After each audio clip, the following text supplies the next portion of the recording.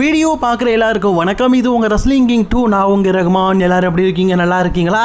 இன்றைக்கி நம்ம சேனலில் பார்த்தீங்கன்னா இன்ட்ரெஸ்டிங்கான ஒரு சில ரெஸ்லிங் செய்திகளை பற்றி தான் பார்க்க வந்திருக்கிறோம். பொதுவாகவே நான் ட்ரிபிள் ஹெச்சை பார்த்தீங்கன்னா சிசிஓ டபிள்யூபிள்யூடைய வலது கை இடது கை பீச்சாங்கை அப்படிங்கிறத காட்டிலும் மாமா அப்படின்னு சொல்லிட்டு தான் அடிக்கடி பார்த்தீங்கன்னா உரிமையாக கூப்பிடுவேன். இதுக்கப்புறமா மாமான்னு கூப்பிட மாட்டேன், மாமு அப்படின்னு சுருக்கி கூப்பிட போகிறேன். என்னப்பா எவ்வளோ பெரிய ஆள், 2 பொண்ணுக்கு தவப்பேன், இந்த அளவுக்கு இருக்கிற ஒரு ஆளை பார்த்து நீ இப்படி பேசலாமா அப்படின்னு நீங்கள் கேட்குறது சரிதான். ஆமாம், நீங்கள் ஒரு பெரிய ஆள் தான். ஆனால் ஏன் அவரை மாமு அப்படின்னு கூப்பிட்றேன்னா அதுக்கான காரணத்தை நான் சொல்லிடுறேன்.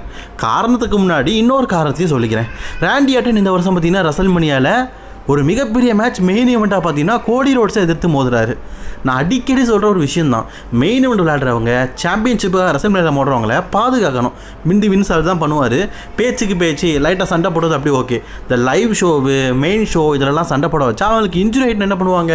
இதுதான் பார்த்தீங்கன்னா ராண்டி ஆர்டனுக்கும் ஏற்பட்டுச்சு. ராண்டிக்கு முன்னாடி ரேமஸ்டூரியாக்கெலாம் ஏற்பட்டு கடைசியில் அதிலெல்லாம் ஒரு பெரிய குழப்படி ஏற்பட்டுச்சு. தெரியும் உங்களுக்கு. நம்ம இந்த வருஷம் நடந்ததை மட்டும் பார்க்கலாம். ராண்டி ஆர்டனுக்கு இன்ஜுரி ஏற்பட்டு கடைசியில் ஒரு ரெசல்மனியில் சண்டை போட்டு தோற்று அதுக்கப்புறமா இது நாள் வரைக்கும் வராமல் இருக்கிறாரு. இதுக்கெல்லாம் காரணம் யார்? நம்ம மாம்ஸு. கரெக்டு தானே? இதே தான் மறுபடியும் இப்போ ஒர்க் அப் பண்ணியிருக்கிறாரு. ஜேக்கப் ஹார்ட் இப்போ நடக்க போகிற கிளாஸ் இன் இட்டாலியில் பார்த்தீங்கன்னா ஒரு மிகப்பெரிய மேட்ச் ரோமன் ரெயின்ஸுக்கு எதிராக மெயின் ஈவெண்ட் வேறு விளையாட போகிறாரு. இந்த மேட்ச் ஒரு ட்ரைபிள் காம்பவுண்ட் மேட்ச். எந்த பொருளை வேணாலும் எப்படி வேணாலும் அடிக்கலாம்.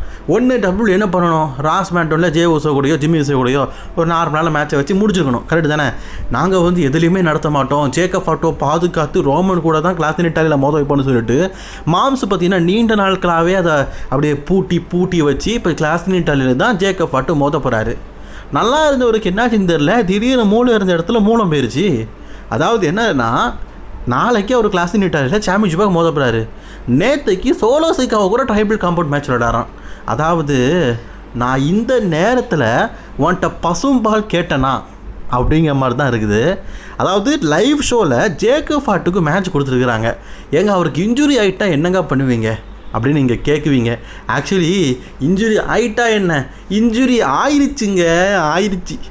மேட்ச் முடிஞ்சதுக்கப்புறமா நம்ம ஐயாவில் நடக்க முடியல.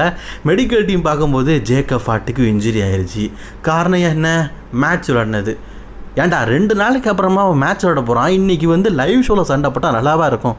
கிளாஸ் இன் இட்டாலியை நீங்கள் ஒரு பெரிய பேப்பரியோவாக காட்டி டிக்கெட்டை விற்றீங்களே, அதுக்கு காரணம் என்ன? ஜேக்கப் ஹார்ட்டுக்கும் ரோமன் ரெயின்ஸுக்கும் மேட்சும் ஒரு முக்கியமான அங்கம். கரெக்டு தானே? அப்படி இருக்கும்போது ஜேக்கப்பை லைவ் ஷோவில் சண்டை போட்டாங்கன்னா அந்த மனுஷனுக்கு இப்போ இன்ஜுரி ஆயிடுச்சு. இப்போ என்ன பண்ண போகிறானுங்க அப்படிங்கிறது தான் தெரில. ஒன்று இதில் வேறு ஒரு ரெஸ்லரை ரீப்ளேஸ்மெண்ட் பண்ண வைக்கணும். என்ன பண்ணுவானுங்க? சோலச்சிக்காவை ரோமன் ரெயின்ஸுக்கு கூட மோத வைப்பானுங்க, செத்ரான்ஸை மோத வைப்பானுங்க, ப்ரான் பிரேக்கரை மோத வைப்பானுங்க. இந்த மாதிரி ஆல்டர்னேட் ஐடியாவை ஏதாவது யூஸ் பண்ணுவானுங்கன்னு நினைக்கிறேன். பிகாஸ் ஜேக்கப் ஹார்ட்டுக்கு இன்ஜுரி ஆயிடுச்சு அப்படிங்கிறது. அப்படி இல்லாத பட்சத்தில் வேறு ஒரு முடிவையும் இவங்க பண்ணலாம். அது என்னன்னு கேட்டிங்கன்னா, ஜேக்கப் ஹார்ட்டு இன்ஜுரியோடு இந்த மேட்ச்சில் சண்டை போடுவார். சண்டை போட்டு, அதாவது சின்ன காயம் தானே, காயத்தோடு சண்டை போடுவார். சண்டை போட்டு அந்த மேட்ச்சில் தோற்றதுக்கப்புறமா ரோமன் ரெயின்ஸ் எக்னாலஜ் பண்ணதுக்கப்புறமா அதுக்கப்புறமா ரெஸ்ட்டு இருக்க மாதிரி காட்டலாம் அப்படிங்கிற மாதிரி சொல்லப்பட்டிருக்குது. மாம்ஸு, ட்ரிபிள் ஹெச் மாம்ஸு, இதெல்லாம் நல்லா இருக்கையா? நாளைக்கு அந்த மனுஷன், அதாவது இது மேட்சோடைய குவாலிட்டினஸை குறைக்குதுங்க.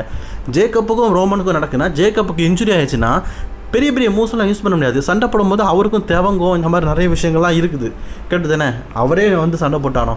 இப்போ இவங்க 2 பேரும் சண்டை போடும்போது ஜேக்கப்புக்கு இன்ஜுரி இருக்கும்போது 2 பேருமே பார்த்து தான் சண்டை போடுவாங்க.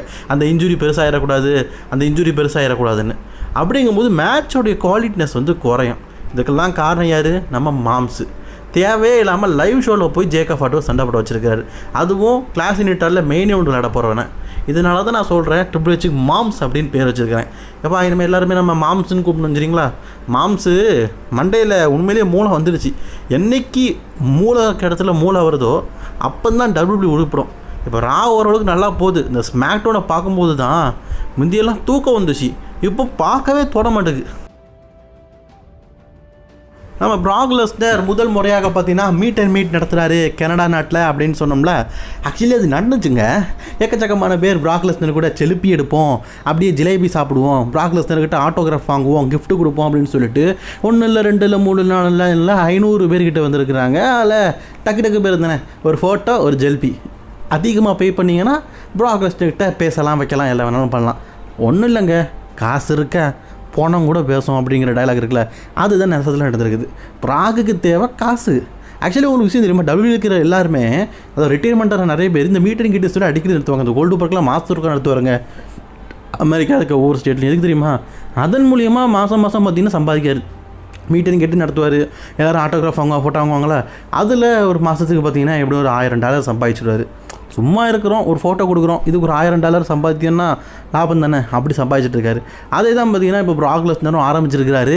அதாவது ப்ராக் லெஸ்னருக்கு சம்பாத்தியம் காணலாம் போல இருக்குது. சரி, ஓகே, ஃபேன்ஸை சந்தோஷப்படுத்துறதுக்காக என்ன வேணால் பண்ணலாம். என்ன காசு வாங்காமல் பண்ணால் நல்லாயிருக்கும். கோப்பு கிட்ட கேட்டிருக்கிறாங்க. கோப்புன்னு சொன்னால் அவங்களுக்கு புரியாதுல்ல, எஜ்ஜுக்கிட்ட. ஜான்சனா ஏஜே ஸ்டில்ல 48 வயசுலேயே அவங்க வந்து ரிட்டைர்மெண்ட் ஆகிட்டாங்க. ஆனால் நீங்கள் இப்போ 52 வயசில் இருக்கீங்க எஜ்ஜு. இந்த 55 வயசில் நீங்கள் வந்து ஏடபிள்யூவில் டாக் டீம் சாம்பியன்ஷிப் வின் பண்ணி ஒரு டாக் டீம் டிவிஷனில் ஃபுல் டைமராக ஒர்க் பண்ணிட்டு இருக்கீங்க. இது எப்படி கெட்ட அனுபவம்னு கேட்கும்போது ஏஜ் அதுக்கு சூப்பரான பதில் அளிச்சிருக்காரு. ஜான்சனாக்கு மிகப்பெரிய இன்ஜுரிஸ் இருக்குது, எல்லாமே இருக்குது. ஏஜே ஸ்டைலுக்கு அவனுடைய ஃபேமிலி கூட ஸ்பெண்ட் பண்ணணும். ஆனால் உண்மை என்னென்னா இது ரெண்டுமே எனக்கு இல்லை. அதாவது எனக்கு வந்து கெரியரை முடிக்கிற மாதிரி ஒரு இன்ஜுரி ஏற்பட்டது உண்மைதான். அந்த டைமில் எனக்கு கிட்டத்தட்ட 12 வருஷம் என் ஃபேமிலி கூட தான் ஸ்பெண்ட் பண்ணேன். வேறு எதுவும் வேலைக்கெல்லாம் போகல, சின்ன மூவிஸ் தான் கிடச்சிது. உண்மையிலேயே சொல்லணும்னா எஜ்ஜோடைய கெரியர் அந்த டைமில் ரொம்ப கஷ்டப்பட்டு தான் இருந்தார். பிகாஸ் மூவி அந்த அளவுக்கு ஓடலை. அப்புறம் இருக்கிற வேலையெல்லாம் பார்த்துக்கிட்டு டபிள்யூபியில் அடிக்கடி பார்த்தீங்கன்னா ஆங்கரிங் பண்ணிவிட்டு இந்த மாதிரி வேலையை தான் அப்போ எஜ்ஜு பண்ணிக்கிட்டு இருந்தார். எஜ்ஜுக்கு நினச்ச மாதிரி பார்த்தீங்கன்னா அந்த டைமில் வந்து காசெல்லாம் இல்லைங்க. கிட்டத்தட்ட பார்த்தீங்கன்னா 13 வருஷம் சும்மாவே இருந்திருக்கிறாரு. ஸோ அவர் ஃபேமிலி கூட நல்லாவே என்ஜாய்மெண்ட் பண்ணிட்டார். அதனால் திருப்பி ரெஸ்லிங் பண்ணி வரும்போது அவருக்கு வயசாகிடுச்சு, 48 வயசாகிடுச்சு. இப்போ அவருக்கு 52 வயசா. ஸோ இது வந்து 60 வயசாக கூட அவர் சண்டை போடுறதுக்கு ரெடியாக தான் இருக்காராம். பிகாஸ் அவர் 10 வருஷம் ரெஸ்ட் எடுத்துட்டாரு, ஃபேமிலி கூட என்ஜாய்மெண்ட் பண்ணிட்டார். இதுவே சீனாவையும் ஏஜே ஸ்டைலையும் கம்பேர் பண்ணும்போது அவங்க இது வரைக்கும் ரெஸ்ட்டே எடுத்ததில்லை, சண்டை போட்டே இருந்தாங்க. ஏஜே ஸ்டைல் தொடர்ந்து சண்டை போட்டுருந்தார். இதுக்கப்புறமா அவர் கூட ஃபேமிலி கூட ஸ்பெண்ட் பண்ணணும் அப்படிங்கிற ஆசை அவருக்குள்ளே இருந்ததுனால தான் அவர் வந்து இப்போதைக்கு ரிட்டைர்மெண்ட் ஆகிருக்காரு. ஆனால் நான் இதுக்கு முன்னாடி 12 வருஷம் பார்த்தீங்கன்னா நான் வந்து ரெஸ்ட் எடுத்துட்டேன். இதுக்கப்புறமா 4 வருஷம் சண்டை போட்டு மறுபடியும் ரெஸ்ட் எடுக்கணும் அப்படிங்கிற அவசியம் இல்லை. அதனால தான் அவங்களுக்கும் எனக்கு இருக்கிற டிஃப்ரென்ஸ். அதனால தான் நான் வந்து திருப்பி ரிட்டைர்மெண்ட் ஆனதுக்கப்புறமும் ரெஸ்லிங் பண்ணிக்கிட்டு இருக்கிறேன் அப்படிங்கிறத ஒரு சூப்பரான பதிலை பார்த்தீங்கன்னா எஜ்ஜு சொல்லியிருக்காரு. கரெக்டு தாங்க. நம்ம வயசானதுக்கு அப்புறமா நம்மலாம் பாருங்கள் என்ன மாதிரி சொல்கிறேன். இந்த வீடியோ பக்கத்தில் சில பேர் கூட பணக்காரங்களாக இருக்கலாம். நம்மளை மாதிரி ஆட்கள்லாம் பார்த்தீங்கன்னா 60 வயசு 70 வயசான கூட வேலை பார்த்துட்டு தான் இருக்கணும். இல்லாட்டி அடுத்த வேலை சோறு கிடைக்காது. பால் ஏமன் நேற்றுக்கு ஒரு சீக்கிரட்டான ஒரு விஷயத்த சொல்லிட்டாரு. 2023 பார்த்தீங்கன்னா பால் ஏமன்ட்டு ரொம்ப கெஞ்சினாங்களா டபிள்யூடபிள்யூ, ப்ளீஸ் நீங்கள் ஸ்மாக்டவுனோட ஜென்ரல் மேனேஜராக இருங்கன்னு. ஸ்மாக்டவுனோட ஜென்ரல் மேனேஜராக இருக்கும்போது ட்ரிபிள் எச் வந்து போக தேவையில்லை. இப்போதைக்கு ஸ்மாக்டவுன் ஜென்ரல் மேனேஜர் நிக்கோ எடுத்துருக்கல, சும்மா பொம்மை ஆக்கட்டான், அவர் இன்னும் ஃபிக்ஸ் பண்ண முடியாது. ஆனால் பால் ஏமன்லாம் ஒரு ஜென்ரல் மேனேஜராக இருந்தால் அவர் நினச்சதை ஃபிக்ஸ் பண்ணலாம், ஷோவை நல்லா கொண்டு போவார் அப்படிங்கிற எண்ணம் கிரியேட்டிவ் டீமுக்கு இருந்து தான். ஆனால் பால் ஏமன் அதை நிகாரிச்சிட்டாரு. பிகாஸ் அந்த நேரத்தில் ரோமன் ரெயின்ஸ் கூட இருந்தார். ரோமன் ரெயின்ஸ் கூட ஸ்மாக்டவுனில் இருந்துட்டு ஸ்மாக்டவுனுடைய ஜென்ரல் மேனேஜராக இருந்தால் நல்லா இருக்காது அப்படிங்கிற ஒத்த காரணத்துக்காக வானா அப்படின்னு சொல்லிட்டு வெறுத்து ஒதுக்கிட்டாராம். ஒருவேளை அந்த நேரத்தில் பால் ஏமன் மட்டும் ஸ்மாக்டவுனுடைய ஜென்ரல் மேனேஜராக இருந்தால் உண்மையிலேயே சொல்கிறேன் பக்காவாக இருந்திருக்கும். ஆக்சுவலி அப்போல்லாம் ஸ்மாக்டவுன்லாம் நல்லா தாங்க இருந்தது. வீக்லி ஸ்மாக்டவுனை பார்க்கணும்னு சொல்லிட்டு ஒரு கூட்டம் இருந்தது. வித்தவுட் ரோமன் ரெயின்ஸ் வந்து ஸ்மாக்டவுனில் தான் இருக்காது. ராலர் வித்தவுட் ரோமன் ரெயின்ஸ். பட் ஆனால் பாபி செத்து நிறைய பேரை வச்சு சூப்பராக இருக்கும். அதாவது ரோமனை வச்சும் சில ரெஸ்லர்ஸ் வச்சும் பாபி லெஸ்லி இதெல்லாம் ஸ்மாக்டவுனில் இருந்தார், ட்ரூ இருந்தார். இந்த மாதிரி இவங்களெல்லாம் வச்சு ஸ்மாக்டவுன் நல்லா இருந்தது, சூப்பராக இருந்தது. ரா சைடும் மேட் ரிடில், ராண்டி ஆர்டன் இவங்கெல்லாம் வச்சு ராவும் நல்லா இருந்தது. ஸ்மாக்டவுனும் நல்லா இருந்து, ராவும் நல்லா இருந்து. இப்போது ராவில் எல்லா பெரிய ரெஸ்லர்ஸும் தள்ளிட்டு ஸ்மாக்டவுன் பார்க்கவே தோண மாட்டேங்குது. ட்ரிபிள் எச் வின்ஸ் மேக்மேனுக்கு மூத்திரத்தை வாங்கி குடியா, அப்போ தான் அவனுக்கு அறிவு வரும். உண்மையிலேயே ஸ்மாக்டவுன்லாம் பார்க்க முடியலையா, பார்க்கும்போதெல்லாம் என்னை யாரும் தேட வேண்டாம் அப்படின்னு எழுதிட்டு போகலான்னு தோணுது.